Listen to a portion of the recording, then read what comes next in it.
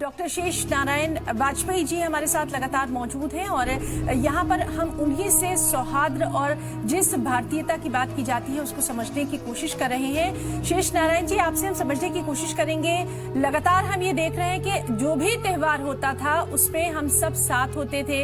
इस तरह के बयान की तो जरूरत ही कभी नहीं आती थी, बल्कि कई ऐसी मिसालें सामने आई हैं जब खुद एडमिनिस्ट्रेशन की तरफ से उस इलाके की, उस मोहल्ले की तस्वीर पेश की गई कि यहाँ के जैसे लोगों ने इतना खूबसूरती का माहौल दिया है, वही आप सब भी करें। इस तरह की एग्जाम्पल भी तो सामने लाई जा सकती है। देखिए, सर्वोत्तम बात तो यही है कि दोनों पक्षों के लिए ये लज्जा की बात है कि अधिकारी किसी को इस प्रकार के वक्तव्य देने पड़ रहे हैं। ये मजबूरी है अधिकारी की। एक बार बताओ, त्योहार के समय, किसी भी त्योहार के समय कोई अधिकारी अगर वहां बल प्रयोग करता है तो उसके लिए खराब बात है, क्योंकि त्योहार है, दोनों पक्ष उत्साह में है, उमंग में है, उसे रोका नहीं जा सकता। और उसी बीच अगर कुछ उपद्रवी खड़े होकर उपद्रव करते हैं तो अधिकारी इसके अलावा करे क्या? अधिकारी तो हमारे आपके ही परिवारों से निकलते हैं। तो इसलिए उनकी भी सुरक्षा की व्यवस्था है कि हम लोगों को इतना सहिष्णु होना चाहिए कि किसी अधिकारी को इस प्रकार के वक्तव्य ही न देने पड़े। दूसरी बात ये है, मैं क्षमा प्रार्थना के साथ अपने इस्लाम धर्मानुयायियों से निवेदन करना चाहता हूँ कि परिस्थितियां बदला करती है, समय बदलता है, तो कहीं अगर कुछ समझौता थोड़ा बहुत करना पड़े तो करना चाहिए।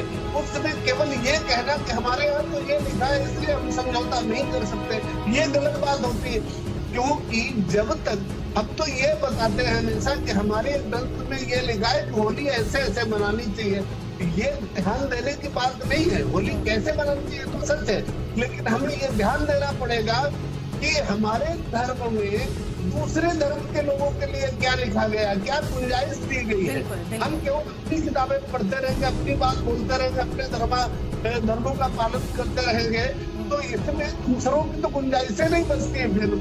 क्योंकि हर धर्म में केवल उसी के लिए लिखा गया है सारी धरती तुम्हारी, बाकी सारे बेकार के लोग हैं। इसलिए हमें जब तक हम दूसरे लोगों की भावनाओं को नहीं समझेंगे, हम कहते हैं, अगर हिंदुओं की बात कर लेते हैं कि यदि अगर हमसे कहा जाता है कि यहाँ नमाज हो रही है और किसी अज्ञात जो निराकार ईश्वर है उसकी उपासना है नमाज में, हम उससे सहमत है। अगर हमको कहा जाता है कि भाई यहाँ हमको भी नमस्कार करना, हम कर लेंगे क्योंकि हम निराकार ईश्वर के उपासक, हमें कोई दिक्कत नहीं है। हमारे धर्म में हमने हमें इतनी छूट दी है और हम देश काल परिस्थिति के अनुसार गंगा जमुनी तहजीब के लिए, उसे निर्वाह करने के लिए हम उन खुशियों में भी सम्मिलित हो सकते हैं। हम उस नमाज में भी उस निराकार ईश्वर के अल्लाह को नमन कर सकते हैं, हमें दिक्कत नहीं है। तो लेकिन जब आप एक किताब लेकर खड़े हो जाएंगे कि हमारे यहाँ किसी को नमन की व्यवस्था नहीं करी गई, हम किसी के साथ नहीं जुड़ सकते, ऐसे कैसे गंगा जमुनी तहजीब चल पाएगी? केवल एक पक्ष को निरंतर ये समझाया जाए। हम भी थोड़ा सा अपने धर्म शास्त्रों में समझौता करें। और शेष नारायण जी, बिल्कुल आपकी बात यहाँ बहुत सब्र के साथ सुनी और आपको भी ये बात बखूबी मालूम है कि इस बयान से पहले ही कई मौलानाओं ने नमाज का वक्त भी आगे बढ़ा दिया है। इस तरह की एग्जाम्पल पहली बार नहीं है, इससे पहले भी आ चुकी है। आपको याद होगा मुहर्रम में कई बार ऐसा होता है जब जुलूस और होली का वक्त अगर एक है या दो ऐसे मजहबी जुलूस हैं तो मुहर्रम कमेटियां भी कहीं ना कहीं समझौता करती हैं, आगे पीछे कर लेती हैं, क्योंकि भाई हम भारत में रहते हैं। बिल्कुल सर, हम जरूर आपके पास आएंगे। शंत प्रकाश जी आपके पास आना चाहेंगे। आवश्यकता ही क्यों पड़ रही है?